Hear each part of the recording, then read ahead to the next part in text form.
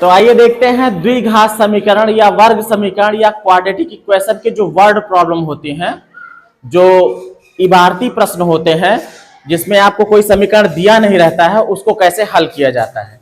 यहां पर देखिए एक सवाल है, एक वर्गाकार मैदान का क्षेत्रफल 441 है, क्षेत्रफल दिया है, मैदान का परिमाप पूछ रहा है, मैदान का परिमाप ज्ञात कीजिए। आप सोचोगे क्षेत्रफल दिया तो परिमाप तो हम वैसे भी निकाल सकते हैं, लेकिन इसको द्विघात समीकरण में क्यों डाल दिया। जाहिर सी बात, वर्ग में एक ही तो भुजा होती है जो सबकी माप समान रहती है। एक्स है तो एक्स ही है, तो एक्स स्क्वायर करके एक्स का मान निकाल के परिमाप निकाल सकते हो, 4 गुणे भुजा करके। मान लो ये वर्गाकार मैदान है, कैसा है, मैदान है, क्षेत्रफल दिया है 441 वर्ग मीटर, यहां पे यूनिट नहीं लिखा है, वर्ग मीटर, ठीक है। ये इसका क्षेत्रफल है, क्षेत्रफल मतलब कि अंदर का पूरा ये हिस्सा जितनी जगह कवर किया है। कह रहा है कि इसका परिमाप ज्ञात करो। क्या ज्ञात करो, परिमाप। परिमाप का मतलब बाउंड्री, ये बाहर की बाउंड्री। आपको पता होना चाहिए कि वर्ग में 4 भुजाएं होती हैं, प्रत्येक कोण 90 अंश का होता है, चारों भुजाएं बराबर होती हैं। अगर मान लीजिए हमने मान लिया कि इसकी एक भुजा है x, क्या है, तो चारों भुजाएं इसकी क्या रहेंगी, x रहेंगी। क्या रहेंगी, x। और किसी भी वर्ग का क्षेत्रफल निकालने के लिए चाहे आयत हो चाहे वर्ग हो, सिर्फ 2 भुजाओं की ही जरूरत पड़ती है, क्योंकि अगर 2 भुजाएं पता हैं तो इन्हीं को अगर हम बढ़ाते चले गए, एक को इधर बढ़ाओ, एक को इधर, एक खाना इधर, फिर एक खाना इधर, फिर 2 खाना इधर, फिर 2 खाना इधर, पूरा वर्ग का एरिया नापा जा सकता है। इसीलिए केवल 2 भुजाओं की जरूरत पड़ती है ना। अब वर्ग के क्षेत्रफल का फार्मूला क्या होता है, वर्ग का क्षेत्रफल, ऐसे लिख दो, क्षेत्रफल समझ लेना कितना होता है, भुजा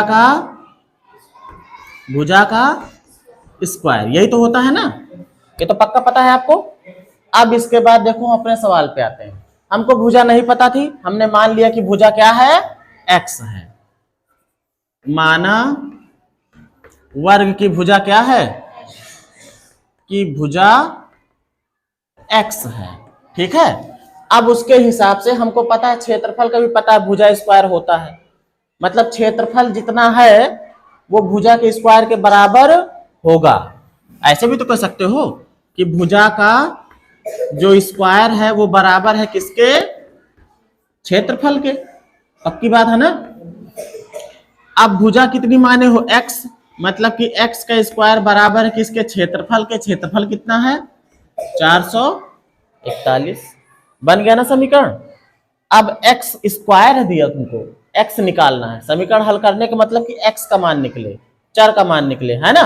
तो x बराबर क्या करेंगे, इधर का जो वर्ग है उसको उधर भेजेंगे, क्या बनेगा वो उधर जाके, वर्गमूल बनेगा। Very good. तो ये वर्गमूल हो गया 441 का, और इसका वर्गमूल निकालोगे तो कितने का ये वर्ग है, 441 का वर्गमूल क्या हो जाएगा, 21। निकाल के देख लो। चलो जोड़े बना दिए, यहां निकाल देते हैं, 4 4 1, ठीक है। ये बनाया, 1 जोड़ा 2 जोड़ा, 2 दूना 4, ये खत्म। जितनी बार जाता है उसको यहां जोड़ देते हैं, 2 और 2 4, अगला जोड़ा पूरा उतरेगा कितना, 41।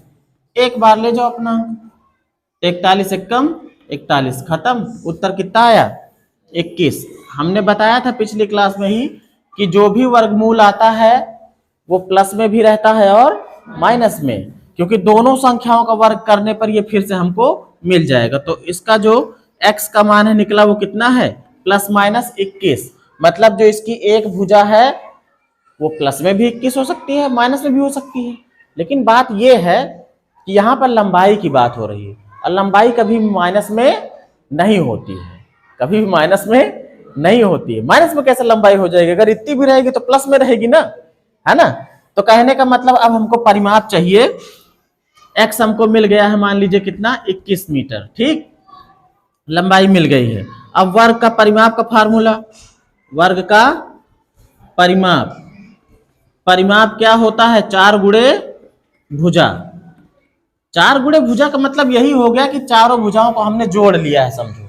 21 ये है, 21 ये है, 21 ये है, 21 ये है, 21 चौक 84, 84 आ जाएगा परिमाप। देखो 4 गुणे भुजा कितनी आई है 21, कितना हो गया 84 मीटर, परिमाप आ गया है। ठीक है, क्लियर बात।